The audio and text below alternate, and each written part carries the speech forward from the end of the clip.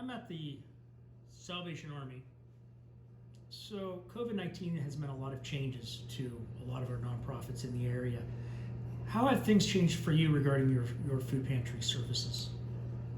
I think they've expanded. We have helped some people who have never needed our assistance before in both locations. I think that with the people who lost work or was laid off for a while or furloughed, due to the government restrictions of who could be open and who couldn't, definitely took an effect, and we were able to be here to help those people in that time of need. We still see some of that today.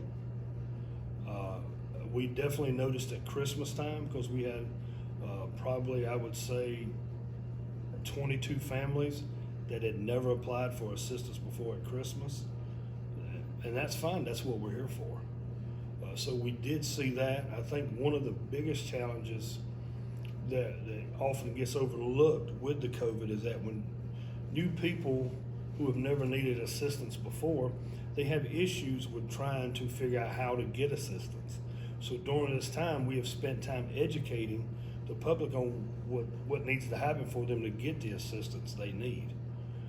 So that's been a time of learning for them. It's been a time of learning for us to know our clients, know our communities, and the base that it happens. So we've been doing that as well. It was that we had to obviously protect ourselves. We've hung plexiglass in our offices. We just bought a fogger to help disinfect the air. Our maintenance crew does a fantastic job of keeping things wiped down and clean. It's been definitely more. We've had to be more intentional with these things to protect the people, not only who come and use our facilities and come and need assistance, but we also had to do it for our church people and our staff and volunteers as well. Now, the Salvation Army is a very volunteer-driven organization. You have a lot of folks that help out here. Yeah. What do you think keeps them coming back during a pandemic? I mean, it's risking their personal safety too. What do you think is motivating these people to keep serving? They want to make a difference. I think, especially in this community, I've lived in 5 states. And this is the best community I've ever lived in. And I've told a lot of people that, and it's true. Because based on population and based on resources, these communities respond. And they understand the word others. And others has been a word that's been the foundation of the Salvation Army since our beginning in 1865. And this community has gotten it, and they've been right there for us.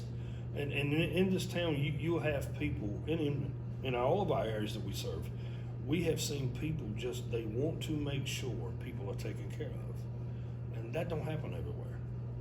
We're blessed here. We have a great community here. And I think the fact that, we come from a hard-working people. I've been here a little over a year and a half, and I've heard the stories about the people in the steel mill and the jobs and the things they used to do. You have a very hard-working people who really want to make a difference.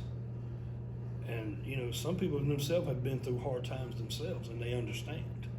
So it just echoes how great this community is. So after COVID-19 is over, what kind of lessons do you think the community will take from this experience? I think as a whole we'll appreciate each other a whole lot more. I think that the little things will mean a lot. The things we've overlooked and kind of took for granted will be, hopefully still appreciated. And I think, the sense of having to come together in a time, I think they'll learn a lot about who they are personally and the community as a whole.